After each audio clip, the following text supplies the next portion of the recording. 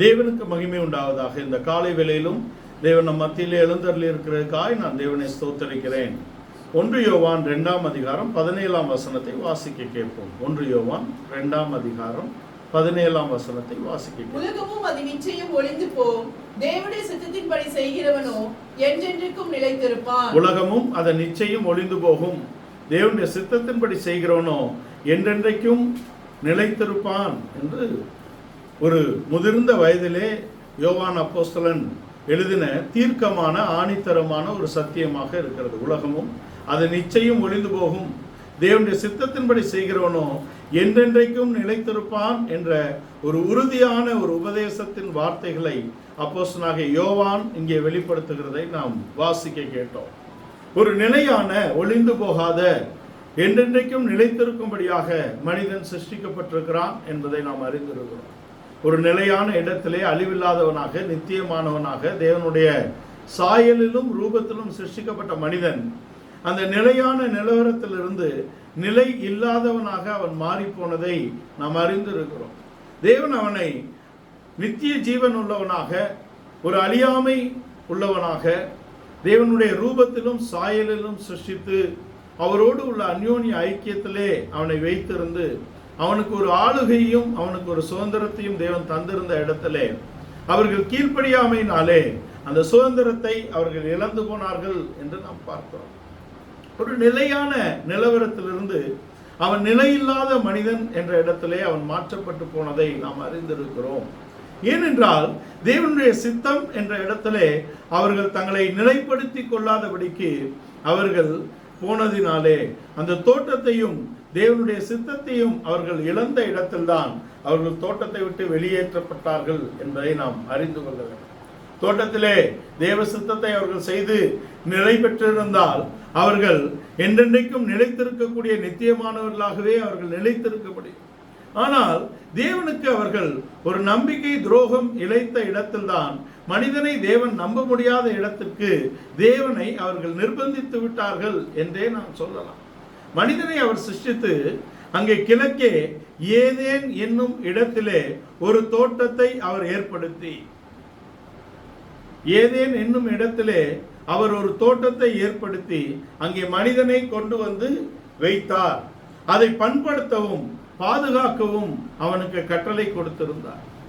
கிழக்கிலே ஏதேன் என்னும் இடத்திலே அவர் ஒரு தோட்டத்தை உண்டாக்கி அந்த தோட்டத்துக்குள்ளே அவனை வைத்து தோட்டத்தை பாதுகாத்து கொள்ளக்கூடிய ஒரு உத்தியோகத்தை அவனுக்கு கொடுத்தார். பண்படுத்தும்படியான கட்டளையிட்டிருந்தார். சகல விருட்சத்தின் கனியை அவன் புசிக்கலாம். ஜீவ விருட்சத்தின் கனி அங்கே இருந்தது, நன்மை தீமை அறியத்தக்க கனியும் அங்கே வைக்கப்பட்டிருந்தது. ஆனால் மனிதன் மேல் தேவன் ஒரு அனாதியான தீர்மானத்தையும் ஒரு நம்பிக்கையும் தேவன் வைத்திருந்தார்.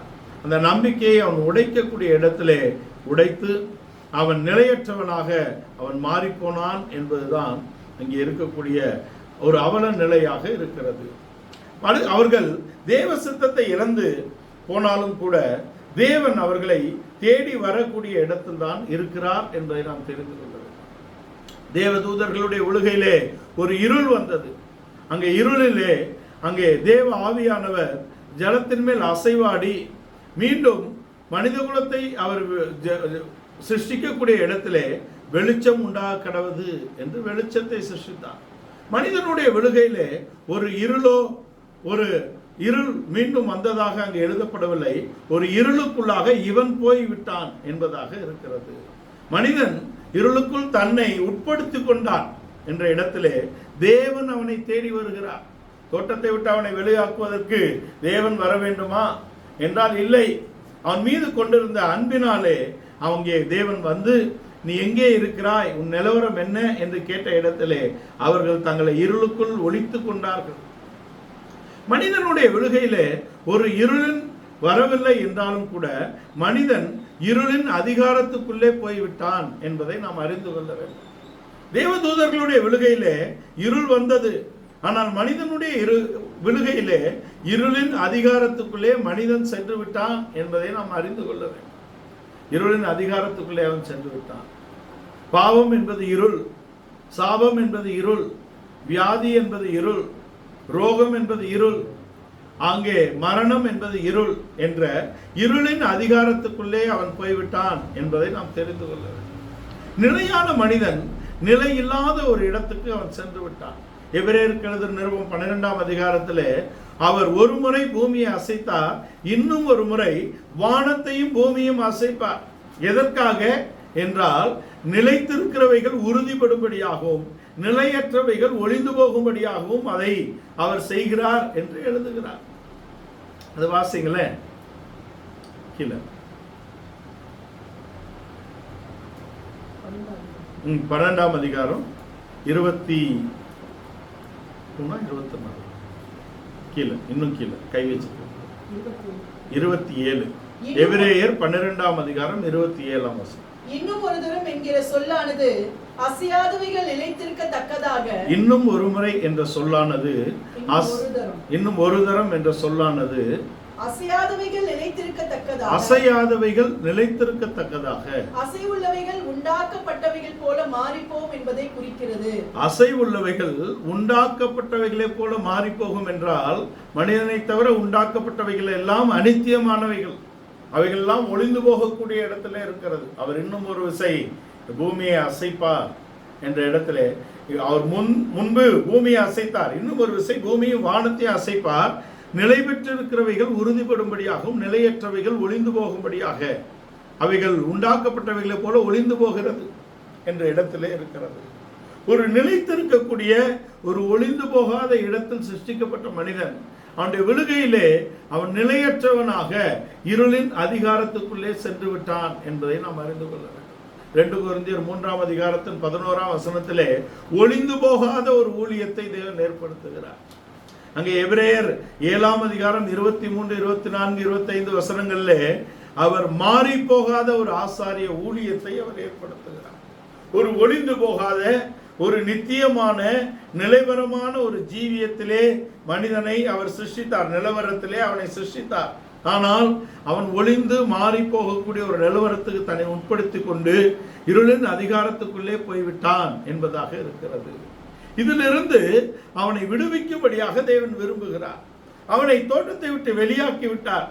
ஆனா அவனுக்கு ஒரு தோளுடை தான் கொடுக்க முடிந்ததே தவிர தோட்டத்தை மீண்டும் கொடுக்கக்கூடிய நிலவரம் இல்லை. தேவன் ஒரு மனித குலத்தை நம்பக்கூடிய நம்பிக்கையை அவன் உடைத்து விட்டான் என்ற இடத்தில் தான் அவனுடைய வாழ்க்கை இருக்கிறது.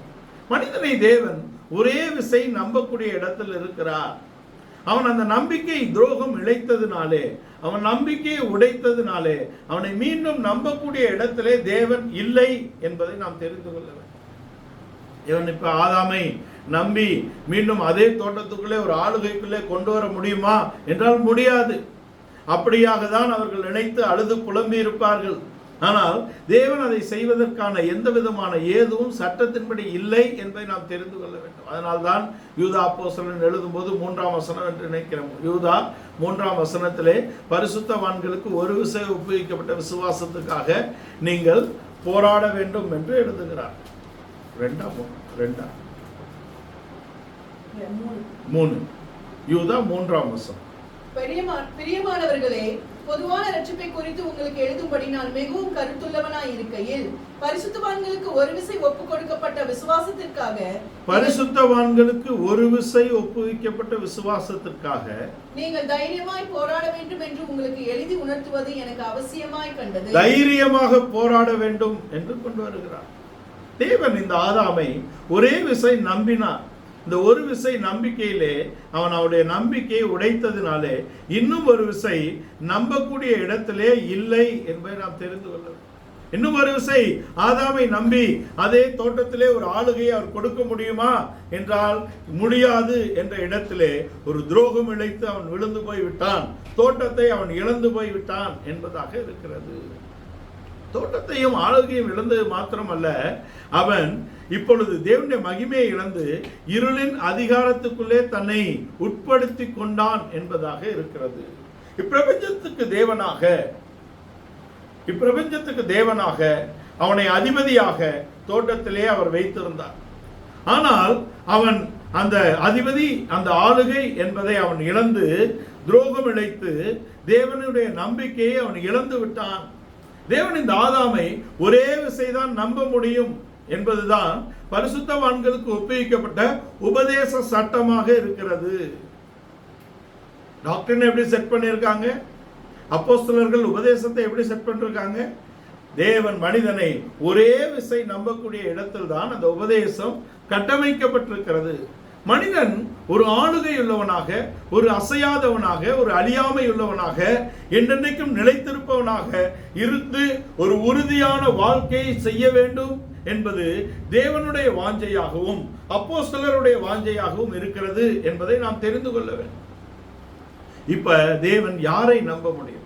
ஒரு ஆதாமை நம்பக்கூடிய இடத்திலே ஆதாமுடைய வாழ்க்கை இல்லை என்ற இடத்தில் தான் அவர்கள் தோட்டத்தை இழந்திருக்கிறார்கள், ஆளுகையை இழந்து விட்டார்கள், மகிமையை இழந்து விட்டார்கள், தேவனோடு உள்ள உறவை இழந்து விட்டார்கள், அந்யோன்ய ஐக்கியம் இல்லை என்ற இடத்திலே அவர்கள் வந்து விட்டார்கள். ஒளியின் அதிகாரத்தில் இருந்து இருளுக்குள்ளே தங்களை உட்படுத்தி கொண்டார்கள். மரணம் என்ற இருள் அவர்களை அங்கே ஆளுகை செய்யக்கூடிய இடத்திலே இருக்கிறது. வியாதி என்ற இருள் அவர்களை ஆளுகை செய்யக்கூடிய இடத்திலே இருக்கிறது. பாவம் என்ற இருளிலே அவர்கள் மாட்டிக்கொண்டார்கள் என்பது அவர்களுடைய நிலவரம்.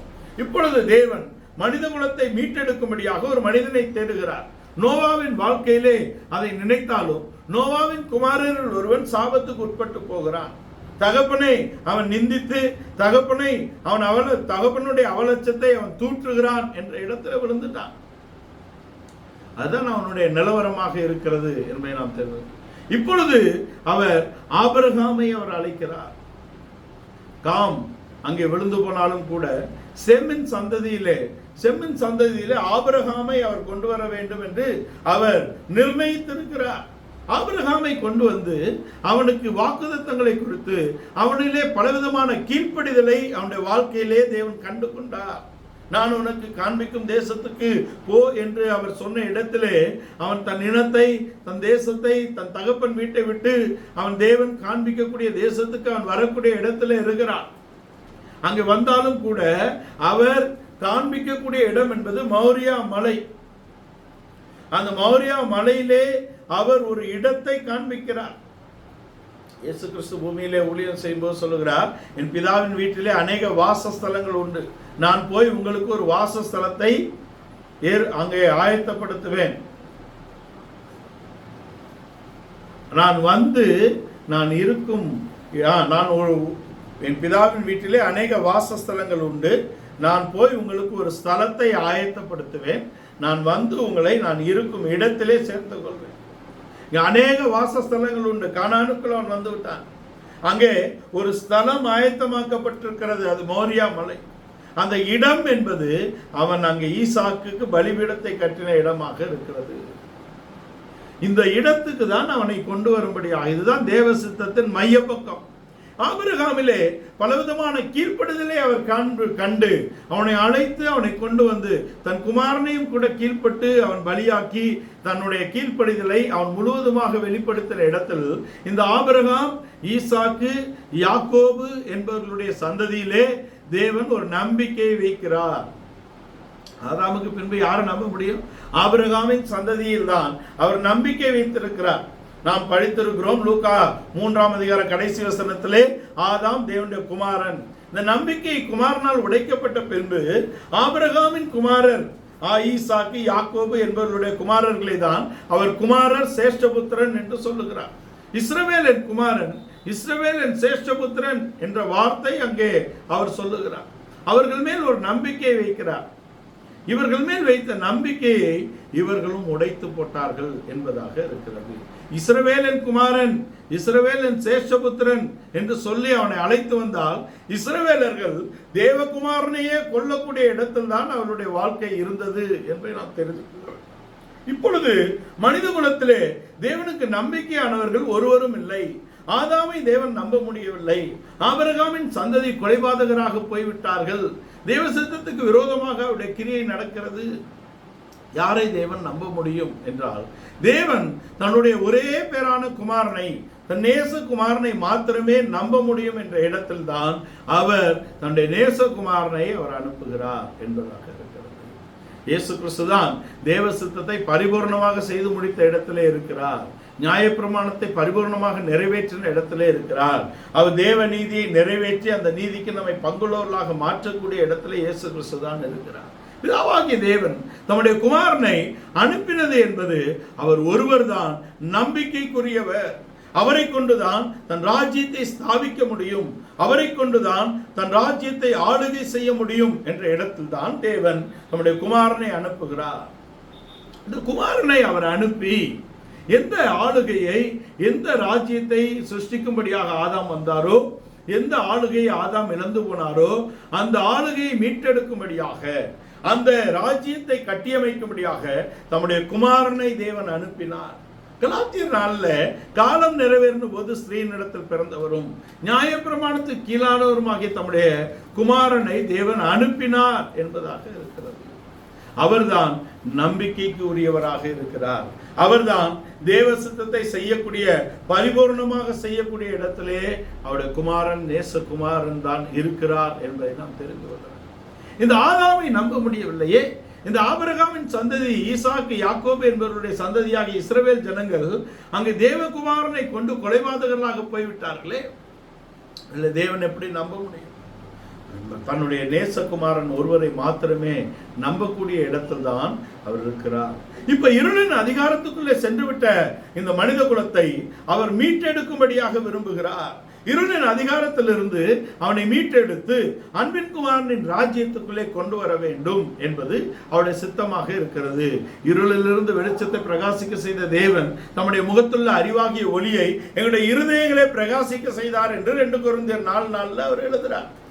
ஆனால் கொலோசியர் 1 12-13 வசனங்களிலே இருளின் அதிகாரத்திலிருந்து, இருள் என்பது ஒரு அதிகாரம், அவன் பிரபஞ்சத்தின் தேவன் என்று அவர் சொல்லுகிறார். இயேசு கிறிஸ்து சோதிக்கப்படும்படியாக வனாந்தரத்திலே அவர் இருந்த அந்த இடத்திலே அவர் உலகத்தின் அதிபதி என்னிடத்தில் வருகிறான், அவனுக்கு என்னிடத்தில் ஒன்றும் இல்லை.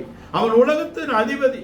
மனிதனை உலகத்தின் அதிபதியாக, இப்பிரபஞ்சத்தின் தேவனாக தேவன் சிருஷ்டித்திருந்தார். ஆனால் இவன் ஆளுகை இழந்த இடத்திலே அங்கு விழுந்து போன தேவதூதன் அந்த ஆளுகையை பெற்றுக்கொண்டான், எடுத்துக்கொண்டான். பெற்றுக்கொள்ளவில்லை, அவன் அதை எடுத்துக்கொண்டான் என்பதாக தான் நாம் சொல்ல வேண்டும். இப்ப பாருங்க, தோட்டத்தை பாதுகாக்கும்படியான உத்தியோகம் ஆதாமுக்கு கொடுக்கப்பட்டது, அவன் செய்யவில்லை.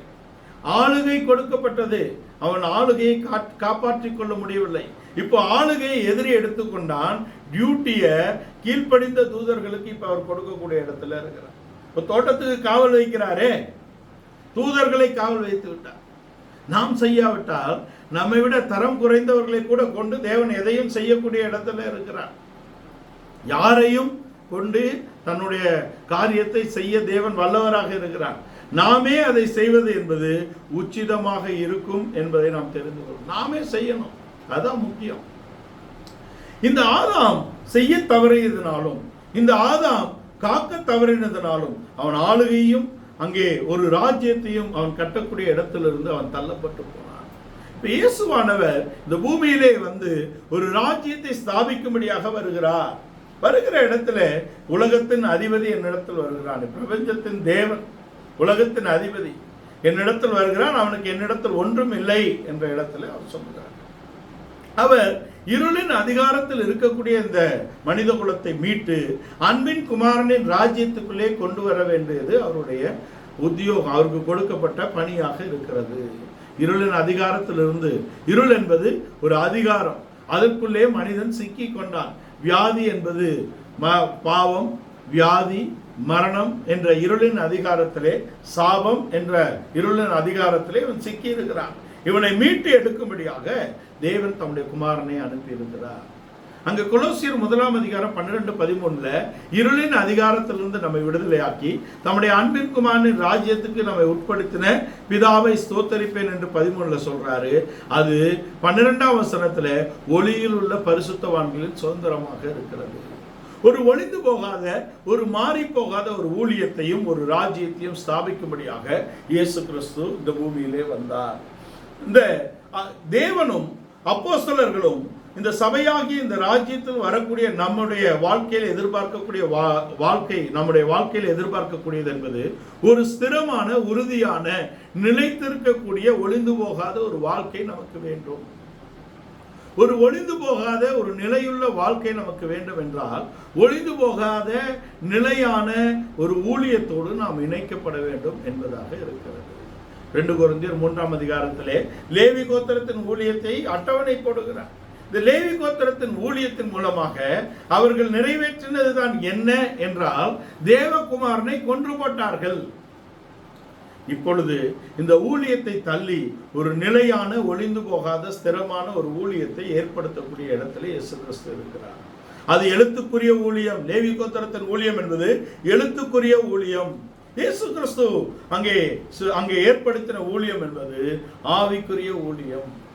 அது ஆக்கினை தீர்ப்பு கொடுக்கக்கூடிய ஊழியம், லேவி கோத்திரத்து ஊழியம். இயேசு கிறிஸ்து நமக்கு நீதியை கொண்டு வரக்கூடிய ஊழியத்தை அவர் ஸ்தாபித்தார். 2 ஸ்தாபகர்கள், மோசே ஏற்படுத்தின ஊழியம், இங்கே இயேசு கிறிஸ்து. மோசேவை கொண்டு தேவன் ஏற்படுத்தின ஊழியம், இயேசு கிறிஸ்துவை கொண்டு தேவன் ஏற்படுத்தின ஊழியம் என்று 2 மார்க்கத்தை நாம் பார்க்கிறோம். மோசேயின் மார்க்கம், இயேசு கிறிஸ்துவின் மார்க்கம். மோசேயின் மார்க்கம் என்பது, லேவி கோத்திரத்தின் ஊழியம் என்பது, ஆசாரியத்துவம் என்பது அது எழுத்துக்குரியது. ஆனால் இயேசு கிறிஸ்து ஏற்படுத்தினது ஆவிக்குரியது. அங்கே லேவி கோத்திரத்தின் ஆசாரியத்துவம் என்பது ஆக்கினை தீர்ப்பை கொண்டு வருகிறது. இயேசு கிறிஸ்து ஏற்படுத்தின இந்த மார்க்கம் என்பது நமக்கு நீதியை கொண்டு வருகிறது. அது ஒளிந்து போகிறது, இது நிலைத்திருக்கிறது. அது சிறந்த அது மகிமைக்குரியது, இது சிறந்த மகிமைக்குரியது என்று கொண்டு வருகிறது. நாம் ஒரு சிறந்த மகிமைக்குரிய, ஒளிந்து போகாத, அசைவில்லாத ஒரு ராஜ்யத்துக்கு நேராக தேவன் நம்மை நடத்துகிறார். அதுக்கேற்ற ஒரு ஜீவியத்தை நாம் பெற்றுக்கொள்ள வேண்டும் என்பது தேவனுடைய அது வாஞ்சையாகவும், தேவனுடைய சித்தம் அதுதான், அப்போஸ்தலருடைய வாஞ்சையும் அதுதான் என்பதை நாம் தெரிந்து கொள்ள வேண்டும். ஒரு ஒளிந்து போகாத, நிலைத்திருக்கக்கூடிய ஒரு ஊழியத்தை தேவன் ஸ்தாபித்தார். அங்கே மரிக்கிறவர்கள் அங்கே தசமபாகம் வாங்கினார்கள், இங்கு உயிரோடு இருக்கிற இந்த சாட்சி பெற்றவன் வாங்கிறான். ஆணையினாலே உறுதியாக்கப்பட்ட ஒரு ஆசாரியத்துவத்தை இயேசு கிறிஸ்து நிலைவரமாக அவர் ஸ்தாபித்து போகிறார்.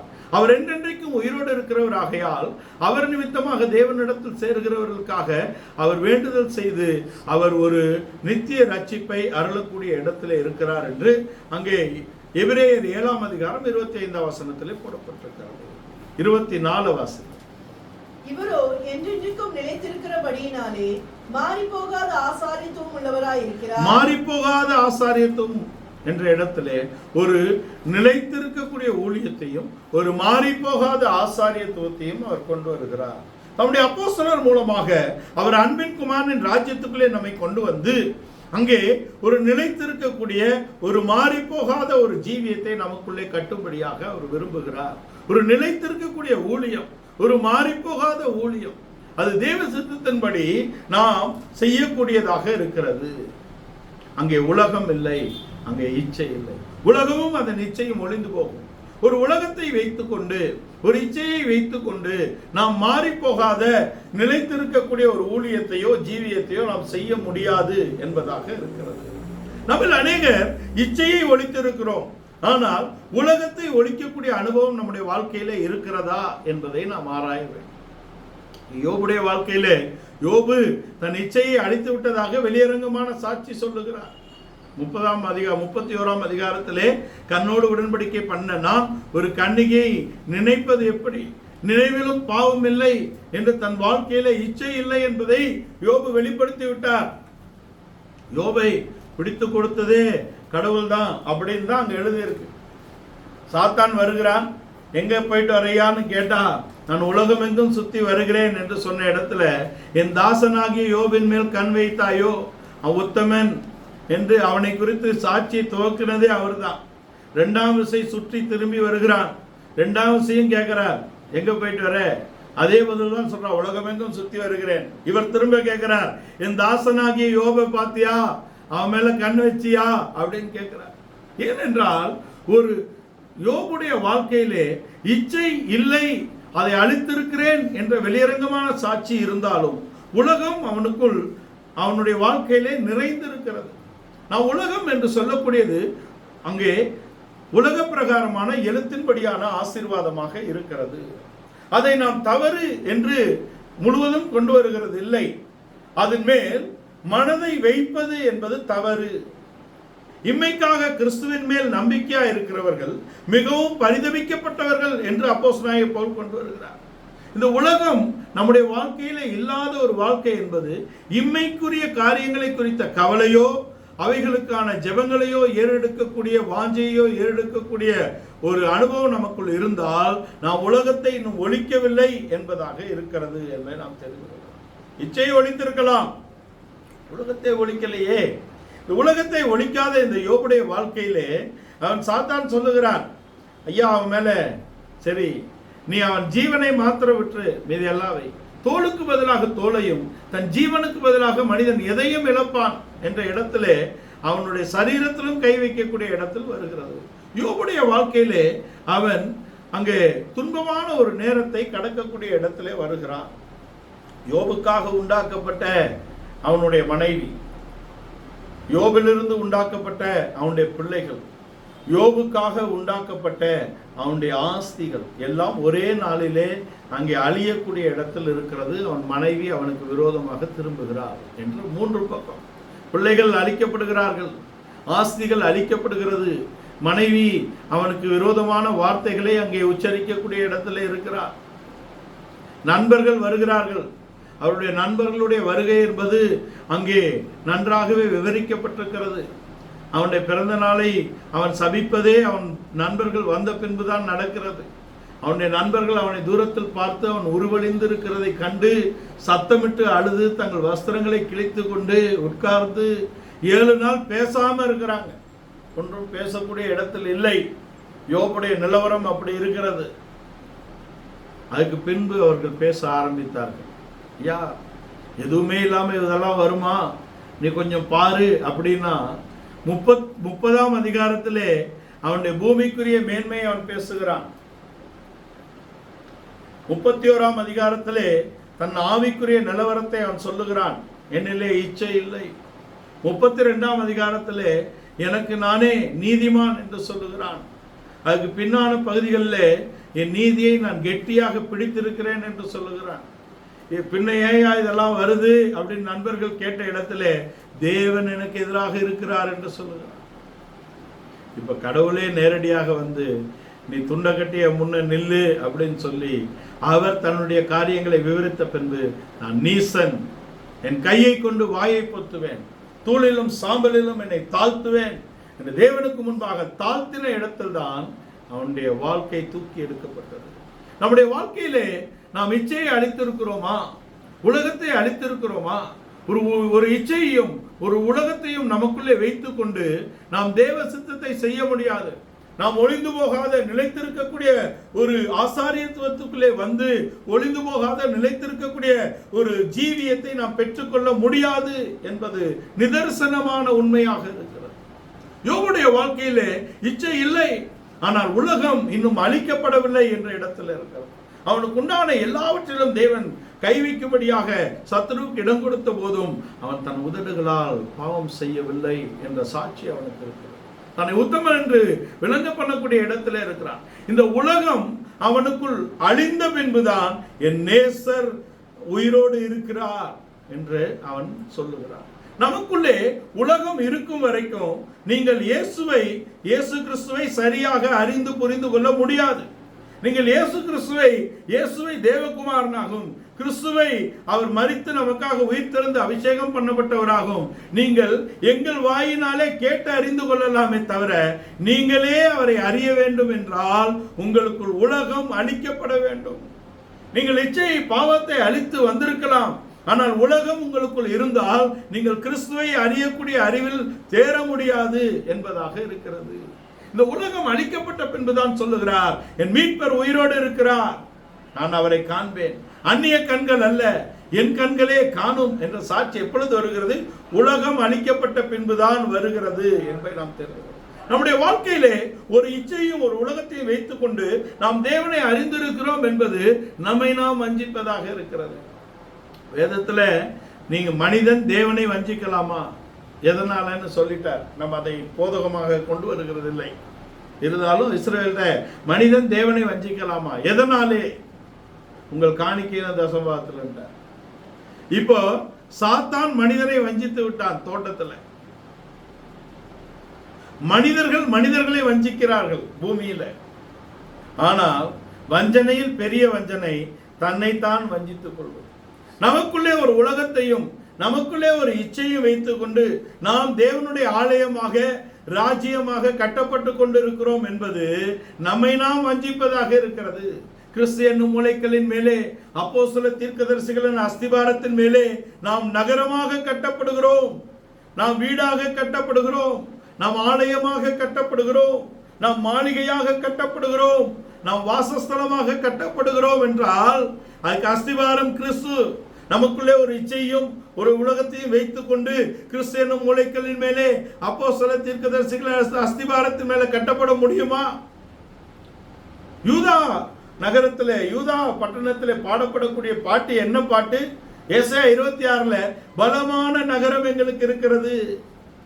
அந்த பலமான நகரத்துக்குள்ளே வீடு கட்டப்பட வேண்டும், ஆலயம் கட்டப்பட வேண்டும், மாளிகை கட்டப்பட வேண்டும், வாசஸ்தலம் முழுவதும் கூட்டி கட்டப்பட வேண்டும் என்ற இடத்தில் நான் வர வேண்டும் என்றால் உலகம் முழுவதும் அழிக்கப்பட வேண்டும் என்பதாக இருக்கிறது. உலகமும் அது நிச்சயம் ஒளிந்து போகும். தேவனுடைய சித்தத்தின்படி செய்கிறவனே என்றென்றைக்கும் நிலைத்திருப்பான். 2 பேதுரு 2ஆம் அதிகாரத்தில் ஒரு நீதிமானை குறித்து அங்கே ஆவியானவர், பரிசுத்த ஆவியானவர் பேதுரு அப்போஸ்தலனை கொண்டு ஒரு சாட்சி கொடுக்கிறார். 2 பேதுரு 2ஆம் அதிகாரத்தில் அவர் 8ஆம் வசனம் வாசிங்களேன். நாள்தோறும் அவருடைய அக்கிரம கிரியைகளை கண்டு கேட்டு நீதியுள்ள தன்னுடைய இருதயத்தில் வாதிக்கப்பட்ட நீதிமானாகிய லோத்தை அவர் ரட்சித்திருக்க, கர்த்தர் தேவபக்தி உள்ளவர்களை சோதனையின்றி ரட்சிக்கவும். போதும். நாள்தோறும் சோதோம் குமராவின் பாவங்களை பார்த்து தன் இருதயத்தில் வாதிக்கப்பட்ட நீதிமானாகிய லோத்து என்று ஆவியானவர் சாட்சி கொடுக்கிறார்.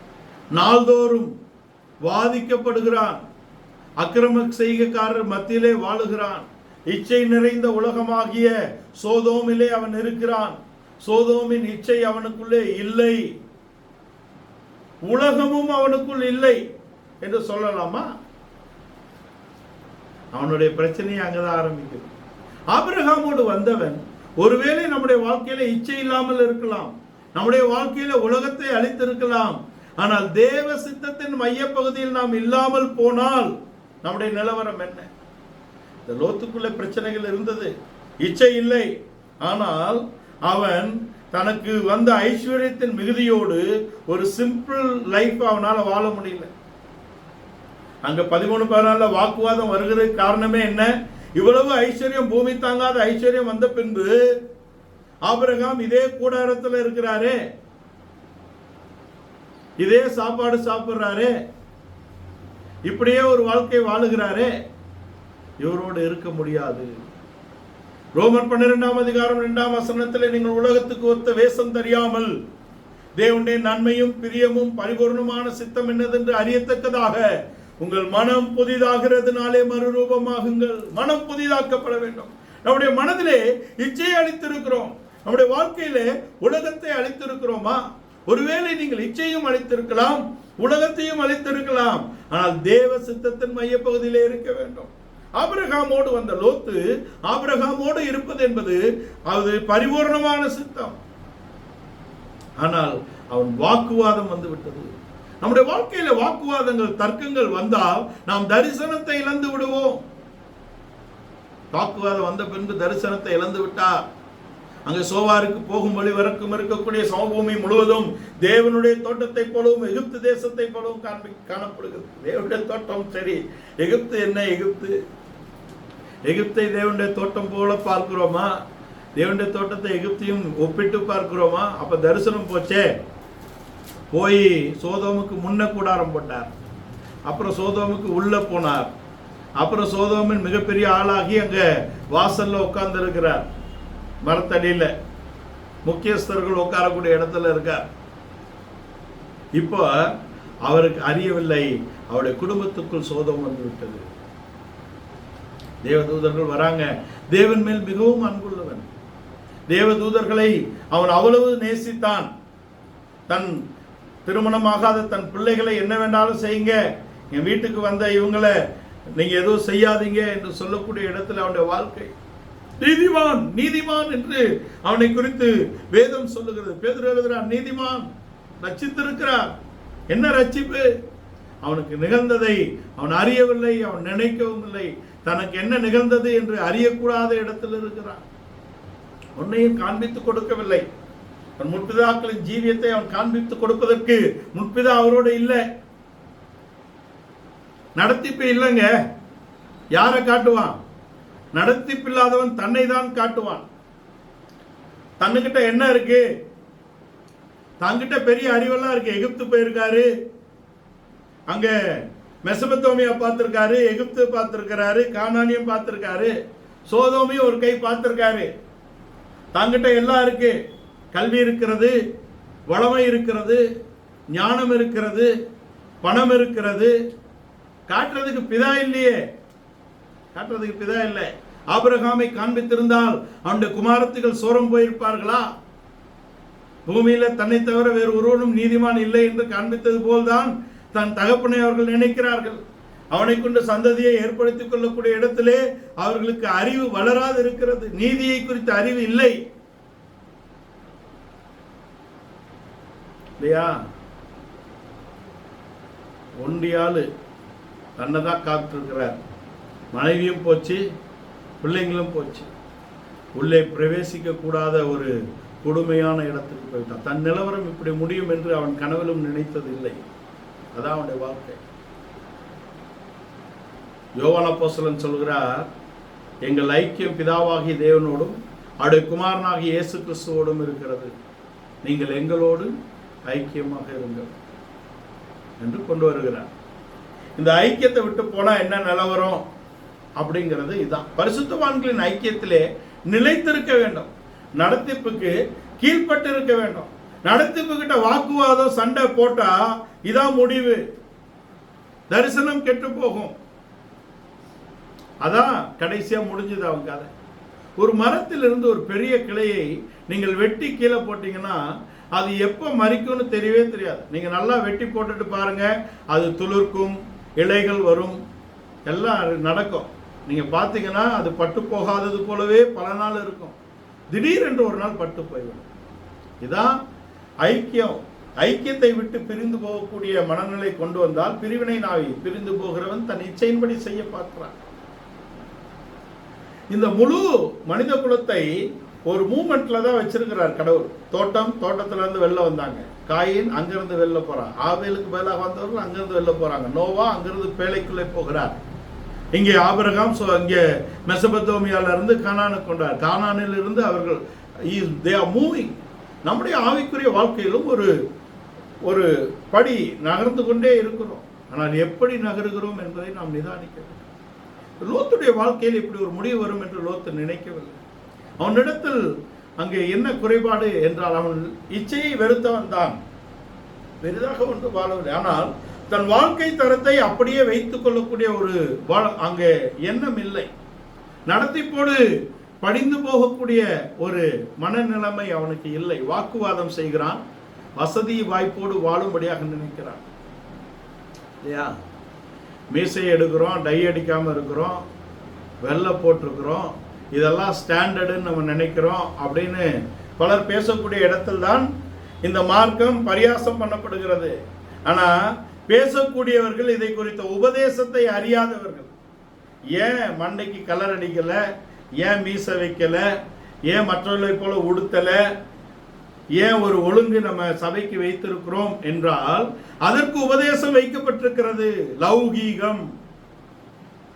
இச்சையை அளித்த யோபு, இச்சையை அளித்த லோத்து, இச்சையை வெறுத்த லோத்து அங்கே லௌகீகத்தை இன்னும் விடவில்லை. அந்த குடும்பம் அங்கே சௌகரியமாக இருக்கும்படியான ஒரு பட்டணத்தை அவன் தேர்ந்தெடுத்திருக்கிறான். ஆனால் தேவன் பேரில் அன்பு இருக்கிறது, எல்லாம் இருக்கு. உன்னுடைய முடிவு, உன்னுடைய சந்ததிகள் உள்ள வரக்கூடாதுன்னு சொல்றான். 10ஆம் தலைமுறையில கொண்டு வரார் என்பது 10 என்பது அன்பு. தேவன் தம்முடைய அன்பினாலும் கிருபையினாலும் அங்கிருந்து ஒரு ரூத்தை கொண்டு வரார். அது வேற. இப்படி நாம் நம்முடைய வாழ்க்கையிலே உலகத்தையும் அதை நிச்சயம் அழித்து தேவ சித்தம் என்ற இடத்துக்கு வர வேண்டும். தேவன் நம்ம எங்கே வைக்கிறார், எதற்காக சிருஷ்டித்தார், நம்முடைய அழைப்பு என்ன, நம்ம அபிஷேகம் என்ன என்பதை உணர்ந்து அதற்கேற்றாற்போல் நாம் அங்கே இருக்க வேண்டும் என்பதாக இருக்கும். இல்லை என்றால் நாம் ஒரு நிலைத்திருக்கக்கூடிய வாழ்க்கையை செய்ய முடியாது. ஒரு ஒளிந்து போகாத ஆசாரியத்துவத்துக்குள்ளே நாம் வர முடியாது என்பதை நாம் தெரிந்து கொள்ளும். உலகமும் அதை நிச்சயம் அழிந்து போகும். இச்சையை அழித்திருக்கிறோம். உலகம் அழிக்கப்பட்டிருக்கிறதா? இம்மைக்கானவர்களை குறித்த கவலை, இம்மைக்கான காரியங்களை குறித்த ஜெபங்களை ஏறெடுக்கக்கூடிய ஒரு வாழ்க்கை என்பது உலகம் நமக்குள் இருக்கிறது என்பதை கொண்டு வருகிறது. நாம் அசைவில்லாத ஒரு ராஜ்யத்தை சுதந்திரித்துக் கொள்ளும்படியாக போகிறோம் இல்லையா? அந்த 12ஆம் அதிகாரம், எபிரேயர் 12ஆம் அதிகாரத்துல நீங்க வாசிச்ச அந்த வசனங்களை வாசிங்க. அவர் ஒரு முறை பூமி ஆசை, இன்னும் ஒரு முறை இன்னும் ஒரு தரம் என்கிற சொல்லானது அசையாதவைகள் நிலைத்திருக்கத்தக்கதாக அசைவுள்ளவைகள் உண்டாக்கப்பட்டவைகளைப் போல மாறிப்போம் என்பதை குறிக்கிறது. ஆதலால் அசைவில்லாத ராஜ்யத்தை பெறுகிறவர்களாகிய நாம் பயத்தோடும் பக்தியோடும் தேவனுக்கு பிரியமாய் ஆராதனை செய்யும்படி, நாம் பயத்தோடும் அசைவில்லாத ராஜ்யத்தை பெறுகிறவர்களாகிய நாம் பயத்தோடும் பக்தியோடும் தேவனுக்கு பிரியமான ஒரு வாழ்க்கையை நாம் செய்ய வேண்டும். அடுத்த வசனம். பயத்தோடும் பக்தியோடும் தேவனுக்கு பிரியமாய் ஆராதனை செய்யும்படி கிருபையை பற்றிக் கொள்ள கடவோம். கிருபையை பற்றி ஆராதனை தேவனுக்கு பிரியமான ஆராதனை செய்யும்படி கிருபையை பற்றிக் கொள்ள கடவோம் என்று நம்முடைய தேவன் பட்சிக்கிற அக்கினியாக இருக்கிறார். அதுக்கு பின்பு நம்முடைய தேவன் பட்சிக்கிற அக்கினியாக இருக்கிறாரே என்று கொண்டு வருகிறார். நாம் இந்த உலகத்தையும் இந்த இச்சையும் அழித்து, உலகத்தை எப்படி அழிப்பது என்றால் இம்மைக்குரிய காரியங்களுக்கான கவலை, இம்மைக்குரிய காரியங்களுக்கான ஜெபங்களை ஏறெடுக்கக்கூடியது, இம்மைக்காக கிறிஸ்துவின் மேல் நம்பிக்கையா இருக்கக்கூடியது. அசைவில்லாத ராஜ்யத்தை நாம் பெறப்போகிறோம். இருள் இல்லாத, இரவு இல்லாத, பகலுள்ள தேசம், அது வாசல்கள் அடைக்கப்படாத தேசம். ஆபிரகாம், ஈசாக்கு, யாக்கோபின் சந்ததிகளாகிய 12 கோத்திரத்தார் அங்கே உள்ளே பிரவேசிக்க முடியவில்லை.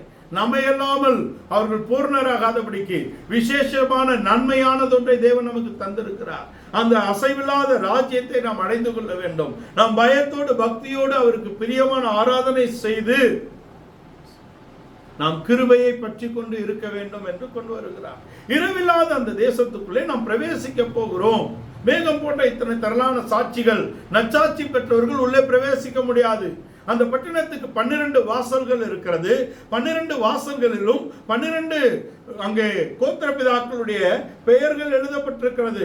தேவதூதர்கள் உள்ளே பிரவேசிக்க முடியவில்லை. பிதாக்கள் பெயர் எழுதப்பட்டிருக்கிறது. அவருடைய பிள்ளைகள் உள்ளே பிரவேசித்து விட முடியுமா? நற்சாட்சி பெற்றவர்கள் அங்கே சூழ்ந்திருக்கிறார்கள். இரவில்லாத அந்த தேசத்துக்குள்ளே நாம் பிரவேசிக்க வேண்டும். எப்படி பிரவேசிக்க முடியும்? நீங்கள் இரவில்லாத அந்த பகலுள்ள அந்த தேசத்துக்குள்ளே பிரவேசிக்க வேண்டும் என்றால் நம்முடைய இரவின் நண்பனை நாம் தேட வேண்டும். நம்முடைய இரவின் நண்பனை தேடி நாம் அவரிடத்திலே 3 அப்பங்களை நாம் பெற்றுக்கொள்ள வேண்டும் என்று சொல்லுகிறார். அங்கே லூக்கா 11ஆம் அதிகாரத்தில் அவர் அங்கே நீங்கள் கேட்கிற எவனும் பெற்றுக்கொள்ளுகிறான் என்பது பரிசுத்த ஆவி. அவர்களுக்கு இல்லாத ஒரு விசேஷமான பரிசுத்த ஆவியின் அபிஷேகம் நமக்கு கொடுக்கப்பட்டிருக்கிறது. நம்முடைய இரவு நேரத்து நண்பனை நாம் தட்டி எழுப்பி அதை பெற்றுக்கொள்ள வேண்டும். நம்முடைய இரவின் நண்பன் என்பது நம்முடைய கர்த்தராகிய இயேசு கிறிஸ்து. அவர் நண்பனாக இருக்கிறதுனால் நீங்கள் இதை பெற்றுக்கொள்ள முடியாது. நீங்கள் தட்டி தான் அதை பெற்றுக்கொள்ள வேண்டும். நீங்கள் அவரை தொந்தரவு செய்து பெற்றுக்கொள்ள வேண்டும். தேவனுடைய ராஜ்யம் பலவந்தம் பண்ணப்படுகிறது. பலவந்தம் பண்ணுகிறவன் அதை பெற்றுக் கொள்ளுகிறான். அப்படின்னா அவர் நண்பரே எங்க வீட்டுக்கு விருந்தாளி வந்திருக்காங்க, நீர் அப்பம் கூட கொஞ்சம் உதவி பண்ணணும்னு கேட்ட உடனே நான் பிள்ளைகளோட படுத்து விட்டேன் என்கிறார். ஐயா பிள்ளையோட படுத்துட்டாரு, அவரை டிஸ்டர்ப் பண்ண வேணாம் அப்படின்னு நீங்க போயிட்டீங்கன்னாலும் தரமாட்டேன். அவன் நண்பன் என்பதனால் கொடுக்கவில்லை, அப்படிதான் எழுதியிருக்கு. அவர் நண்பன் என்பதனால் கொடுக்கவில்லை, அவன் தொந்தரவு செய்ததனால கொடுத்தார்.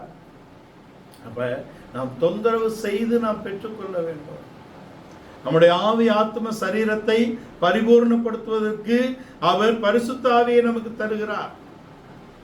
ஒரு புளித்த மாவிலே 3 படி மாவை போட்டு வைத்தால் 3 படியும் புளிக்கும். மத்தேயு 10:13-33.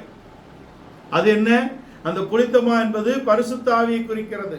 3 படி மாவு பொழிக்கும்னா நம்முடைய ஆவி ஆத்ம சரீரத்தை குற்றமற்றதாக தனக்கு முன்பாக நிறுத்தும்படியாக சித்தம் கொண்டுதான் இந்த பரிசுத்த ஆவியை கொடுத்திருக்கிறார். இதை பெற்றால்தான் நாம் இரவில்லாத அந்த தேசத்துக்குள்ளே தைரியமாக பிரவேசிக்க முடியும். அப்பதான் பிரவேசிக்க முடியும் என்று கொண்டு வருகிறார். பரிசுத்த ஆவியை நாம் பெற்றுக்கொள்ள வேண்டும். பரிசுத்த ஆவியின் அபிஷேகத்தை பெற்றுக்கொள்ள வேண்டும். இந்த பரிசுத்த ஆவியின் அபிஷேகத்தை பெற்றுக்கொண்டு இங்கே அன்பின் குமாரனின் ராஜ்யத்துக்குள்ளே கொண்டு வரப்பட்ட நமக்கு அங்க அசைவில்லாத ராஜ்யத்துக்குள்ளே போகிறதுக்கு அங்கே என்ன வார்த்தை கொடுக்கப்பட்டிருக்கிறது என்றால், ரோமர் 13ஆம் அதிகாரத்தின் கடைசி பகுதியில இரவு சென்று போயிற்று, பகல் சமீபமாயிற்று, நீங்கள் ஒளியின் கிரியைகளை நீங்கள் செய்ய வேண்டும், ஆயுதங்களை தரித்துக் கொள்ள வேண்டும் என்று கடைசியில கொண்டு வரார். ரோமர் 13ஆம் அதிகாரம் கடைசி வசனத்துக்கு முந்தின வசனம் 12ஆம் வசனம். இரவு சென்று போயிற்று, பகல் சமீபமாயிற்று. இரவு சென்று போயிற்று, பகல் சமீபமாயிற்று. ஆகையால் அந்தகாரத்தின் கிரியைகளை நாம் தள்ளிவிட்டு, அந்தகாரத்தின் கிரியைகளை நாம் தள்ளிவிட்டு ஒளியின் ஆயுதங்களை நாம் தரித்துக் கொள்ள வேண்டும். நாம் அன்பின் குமாரனின் ராஜ்யத்துக்குள்ளே கொண்டு வரப்பட்டிருக்கிறோம். இருளின் அதிகாரத்திலிருந்து நம்மை விடுதலையாக்கி தேவன் நம்மை கொண்டு வந்திருக்கிறார். ஒரு பரிசுத்த ஜீவியம், ஒரு குற்றமற்ற ஜீவியம், ஒரு கண்டிக்கப்படாத ஜீவியம் செய்யும்படியாக சுவிசேஷத்தின் நம்பிக்கையினாலே அழைக்கப்பட்ட நாம் அபிஷேகத்தின் நம்பிக்கைக்கு நம்ம மூவ் ஆகிறோம். அபிஷேகத்தின் நம்பிக்கைக்கு நம்மை கொண்டு வருகிறார். தேவன் தம்முடைய அன்பை பரிசுத்த ஆவியின் மூலமாக நம்முடைய இருதயத்திலே ஊற்றி இருக்கிறார். இப்ப நமக்கு என்ன வார்த்தை சொல்லப்படுகிறது? பகல் அங்க இரவு சென்று போயிற்று, பகல் சமீபமாக இருக்கிறது. இருளின் கிரியைகளை களைந்து போட்டு நாம் ஒளியின் ஆயுதங்களை தரித்துக் கொள்ள வேண்டும் என்று கொண்டு வருகிறார். ஒளியின் ஆயுதங்களை தரித்தவர்களாக, நற்கிரியை செய்கிறவர்களாக, தேவனுடைய ராஜ்யத்தை கட்டக்கூடிய பணியிலே நம்மை உட்படுத்திக் கொள்ள வேண்டும் என்ற வார்த்தை நமக்கு சொல்லப்படுகிறது. இந்த வார்த்தை சொல்வதற்கு முன்பு இயேசு யோவான் 9ஆம் அதிகாரத்தின் 4ஆம் வசனத்துல என்ன சொல்றாருன்னா, பகற்காலம் இருக்கும் வரைக்கும் நான் கிரியை செய்கிறேன், ஒருவனும் கிரியை செய்யக்கூடாத ராக்காலம் வருகிறது அப்படின்னு சொல்றார். இயேசு ஒரு ராக்காலத்தை குறித்து பேசுகிறார். அப்போஸ்தலனாகிய பவுல் ராக்காலம் சென்று போயிற்று என்று பேசுகிறார். முரண்மை போல, ஒரு முரண்பாடு போல தோன்றுகிறது. பகற்காலம் இருக்கும் வரைக்கும் நான் கிரியை செய்வேன், என் பிதாவின் சித்தத்தை நான் நிறைவேற்றுவேன், ஒருவனும் கிரியை செய்யக்கூடாத ஒரு ராக்காலம் வருகிறது என்று இயேசு கிறிஸ்து தன்னுடைய மரணத்தின் காலத்தை குறித்து பேசுகிறார். சிலுவையின் மரணத்தை குறித்து பேசுகிறார். அதுக்கு பின்பாக ஒரு சபை ஸ்தாபிக்கப்படுகிறது. அங்கே அப்போஸ்தலர்களை கொண்டு 120 பேர் மேல் பரிசுத்த ஆவி பொழியப்பட்டு அதுக்கு பின்பாக 3000 என்று ஆதி சபை துவங்கப்பட்டு விட்டது. ஆதி சபை தொடங்கி அதுக்கப்புறம் 300 வருட காலங்களில் நீங்க பார்த்தா உலகம் அதுக்குள்ளே உள்ள புகுந்து அரசியல் எல்லாம் உள்ள வந்து எல்லாரையும் கொன்று போட்டான்.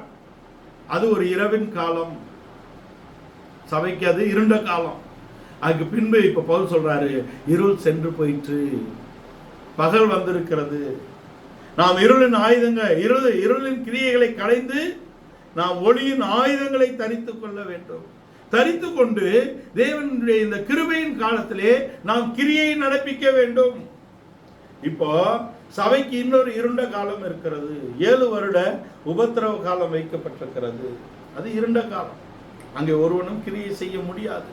பரிசுத்த ஆவி பெற்றவர்கள் மாத்திரமே நிலைத்திருப்பார்கள்.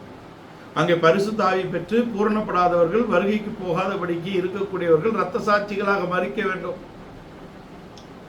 அது இருண்ட காலம் என்பதாக இருக்கிறது. நம்முடைய வாழ்க்கையிலே நாம் ஒரு ஒளிந்து போகாத அசைவில்லாத ராஜ்யத்துக்கு போகிறோம். இருளின் கிரியைகளை நாம் களைந்து நாம் ஒளியின் ஆயுதங்களை தரித்துக் கொள்ள வேண்டும். ஒருவரும் கிரியை செய்யக்கூடாத ராக்காலம் வருகிறது. நான் இப்பொழுதே பகல் காலம் இருக்கும்போதே எல்லாவற்றையும் செய்கிறேன், ஒருவனும் கிரியை செய்யக்கூடாத ராக்காலம் வருகிறது என்று சொல்லிதான் அவர் அந்த குருடனை குணமாக்குகிறார். குருடனுக்கு விரோதமாக ஒரு கூட்டம் எழும்பிருச்சு. அவங்களுக்கு ஒரு நியாய தீர்ப்பை கொண்டு வருகிறார். காணாதவர்கள் காணும்படியாகும், காண்கிறேன் என்கிறவர்கள் குருடராகும்படியாகும் நியாய தீர்ப்புக்கு நான் வந்தேன். காண்கிறேன் என்று சொல்லக்கூடிய நீங்கள் நான் மேசியா என்பதை காணாதபடிக்கு குருடராக இருக்கிறீர்கள். குருடனாக இருந்த இவன் நான் மேசியா என்று காண்கிறான். நீங்கள் காண்கிறதுனாலே உங்களுக்குள்ளே பாவம் இருக்கிறது. நீங்கள் காணவில்லை என்றால் உங்களுக்குள்ளே பாவம் இராது. இவன் காணலையே. அவன் அவர்களுக்கு எதிராக வந்தவர்களுக்கு அவன் கொடுத்த பதில்கள் அவர்களுடைய தலைகளை உடைப்பது போல் அவன் பதில் கொடுக்கிறான். நீங்களும் அவனுக்கு சீஷராக விரும்புகிறீர்களா அவருக்கு என்று கேட்ட இடத்தில் தான் அவர்கள் கோபம் கொண்டு அவனுடைய தகப்பனெல்லாம் கூப்பிட்டு பேசுகிற காரியங்கள் இருக்கு. நாம் கிரியை செய்யக்கூடிய காலத்தில் கிரியை செய்வோம். அதற்கு இருளின் கிரியைகளை நாம் ஒழிக்க வேண்டும். ஒளியின் ஆயுதங்களை நாம் தரித்துக் கொள்ள வேண்டும். உலகத்தையும் அதை நிச்சயம் நாம் ஒழிப்பது மாத்திரம் அல்ல, தேவ சித்தத்தின் மையத்திலே நாம் வாழ வேண்டும். அங்கே நன்மையான, பிரியமான, பரிபூர்ணமான சித்தம் என்ற இடத்திலிருந்து லோத்து விலகி போய்விட்டான். அவனுடைய முடிவு என்ன? பரிபூர்ணமான சித்தம் என்ற இடத்துல ஆபிரகாமோடு அவனால் இருக்க முடியவில்லை. பிரியமான சித்தம் என்ற இடத்துல மலைக்கு அவனால் போக முடியவில்லை. நன்மையான சித்தம் என்ற இடத்திலே அந்த சோவாரிலும் அவனால் இருக்க முடியவில்லை. தேவ சித்தத்துக்கு பரிபூர்ணமாக விலகி போய் தன்னுடைய ஜீவியத்தில் இப்படி ஒரு முடிவு வரும் என்று அவன் ஒரு நாள் நினைக்கவில்லை. நம்முடைய வாழ்க்கையிலே நாம் ஒருவேளை இச்சையை அளித்திருக்கலாம். உலகம் இருக்கிறதா? ஒருவேளை உலகத்தையும் இச்சையும் அளித்திருக்கலாம். தேவ சித்தத்தின் மையத்திலே நாம் இருக்கிறோமா? இந்த காலை வேளையில் இந்த வசனங்களுக்கு நாம் ஒப்பு கொடுப்போம். நாம் தேவ சித்தத்தின் மையத்திலே இருக்க வேண்டும். உலகமும் அது நிச்சயம் ஒளிந்து போகும். தேவனுடைய சித்தத்தின்படி செய்கிறவனோ என்றென்றைக்கும் நிலைத்திருப்பான். ஒரு நிலைத்திருக்கக்கூடிய, ஒரு ஒளிந்து போகாத ஒரு ராஜ்யத்தை தேவன் அமைத்திருக்கிறார். ஒரு நிலைத்திருக்கக்கூடிய, ஒரு ஒளிந்து போகாத ஒரு ஆசாரியத்துவத்தை தேவன் ஏற்படுத்தி இருக்கிறார். இதற்குள்ளே நாம் இருந்து இந்த அபிஷேகத்தை பெற்றுக்கொண்டு இருளில்லாத வாசல்கள் அடைபடாத அந்த தேசத்துக்குள்ளே பிரவேசிக்கும்படியாக இருக்கிறோம். நீதியின் சூரியன் நமக்கு வெளிச்சம் அளிக்கக்கூடிய இடத்துல இருக்கிறது. ஒவ்வொருவரும் அதுக்குள்ளே பிரவேசிக்கும்படியாக தேவன் விரும்புகிறார். ஒரு அசைவில்லாத ஒரு நிலைவரமான ஜீவியத்தை நாம் செய்யும்படியாக தேவன் பிரியப்படுகிறார். அதாவது சித்தம். அப்போஸ்தலர்கள் அதை நமக்குள்ளே கொண்டு வரும்படியாக பிரயாசப்படுகிறார்கள். கிறிஸ்து என்னும் முளைக்கலின் மேலே, அப்போஸ்தலர் தீர்க்கதரிசிகளின் அஸ்திவாரத்தின் மேலே நாம் நகரமாக, வீடாக, ஆலயமாக, மாளிகையாக, வாசஸ்தலமாக நாம் கூட்டி கட்டப்பட வேண்டும் என்பது தேவ சித்தம். இருள் அதிகாரத்திலிருந்து அதுக்காக நம்மை விடுதலையாக்கி நம்முடைய அன்பின் குமாரனின் ராஜ்யத்துக்குள்ளே கொண்டு வந்திருக்கிறார். ஒளியுள்ள பரிசுத்தவான்கள் சுதந்திரத்திலே நம்மை பங்கடைய செய்ய போகிறார். நாம் உள்ளே பிரவேசிக்கும்படியாக நம்முடைய ஜீவியத்தை நாம் சீர்தூக்கி பார்ப்போம். நம்முடைய ஜீவியத்திலே நாம் இச்சையை அழித்து போடுவோம், உலகத்தை அழித்து போடுவோம், தேவ சித்தம் என்ற இடத்திலே நிலை பெறுவோம். இதற்காகவே தேவன் நம்மை அழைத்திருக்கிறார், நம்மை முன்குறித்திருக்கிறார், அழைத்திருக்கிறார், நம்மை மகிமைப்படுத்துகிறார் என்ற இடத்திலே வார்த்தைகள் சொல்லப்பட்டிருக்கிறது. இந்த காலை வேளையிலே இந்த வசனங்களுக்கு முற்றிலுமாக நம்மை ஒப்புக் கொடுப்போம். அன்பின் பரலோக பிதாவே, இந்த வார்த்தைகளுக்காக நம்மை துதிக்கிறோம், சோத்தரிக்கிறோம். ஆண்டவரே, மனிதன் இழந்து போன அந்த ஆளுகையை, அந்த நித்தியத்தை நீர் அவனுக்கு திரும்பி கொடுக்கும்படியாக காலம் நிறைவேறின போது உங்களுடைய குமாரனை அனுப்பி நீர் அதை நிறைவேற்றினீர். மனிதர்கள் ஒருவரும் நம்பிக்கைக்குரியவராக இல்லை என்ற இடத்திலே உடைய குமாரன் நம்பிக்கைக்குரியவராக இருந்து நீதியை நிறைவேற்றி தேவ சித்தத்தை செய்து அதில் நாங்கள் பங்கு பெறும்படியாக எங்களை அவர் பங்காளர்களாக ஏற்படுத்தி இருக்கிற சோதம். அவர் மூத்த சகோதரனாக ஆண்டவரே, நாங்கள் எல்லோரும் அவருடைய வளர்ச்சியை வந்து எட்டத்தக்கதாக பரிசுத்த ஆவியும் நீர் தந்தரில் இருக்கிற சோதம். இரவு சென்று போயிற்று, பகல் சமீபமாய் இருக்கிறது என்பதை நாங்கள் அறிந்து உணர்ந்தவர்களாக, அப்போஸ்தலருடைய வார்த்தையை நாங்கள் உணர்ந்தவர்களாக, இருளின் கிரியைகளை அழித்து ஒளியின் ஆயுதங்களை தரித்துக் கொள்ளும்படியாக நாங்கள் இருக்கிறோம். அதுக்கு ஒரு ஆராதனையும் ஒரு கிருபையும் கொடுக்கப்பட்டிருக்கிறது. அந்த தோட்டத்திலே அவர்கள் இழந்து போனது போல நாங்கள் இழந்து போகாதபடி, இஸ்ரவேலர்கள் குமாரனை கொண்டு போட்டது போல நாங்களுடைய சித்தத்துக்கு விரோதமாக கிரியை செய்யாதபடி ஆண்டவரே, நாங்கள் பகலுக்குரியவர்கள், வெளிச்சத்துக்குரியவர்கள், இரவுக்கும் இருளுக்கும் உரியவர்கள் அல்ல என்ற இடத்துல எங்களை உறுதிப்படுத்திக் கொண்டு அந்த வாசல்கள் வழியாக உள்ளே பிரவேசிக்கக்கூடிய ஒரு ஜெயத்தை நாங்கள் பெற்றுக்கொள்ளும்படியாக இந்த காலை வேளையிலே ஒப்புக் கொடுக்கிறோம். உலகமும் அது நிச்சயம் எங்கள் ஜீவியத்திலிருந்து அழிக்கப்படுகிறது மாத்திரமல்ல, தேவ சித்தத்தின் மைய பகுதியிலே நாங்கள் காணப்படும்படியான கிருபை பெருகுவதாக எங்கள் ஒவ்வொருவரையும் ஒப்புக் கொடுக்கிறோம். பாதுகாத்து வழி நடத்தும். சகல துதி கன மகிமை இல்லாமக்கு செலுத்துகிறோம். மீட்பெரும் இரட்சகருமான இயேசு கிறிஸ்துவின் இன்ப நாமத்தில் மனத்தாழ்ந்து கேட்கிறோம் நல்ல பிதாவே, ஆமென்.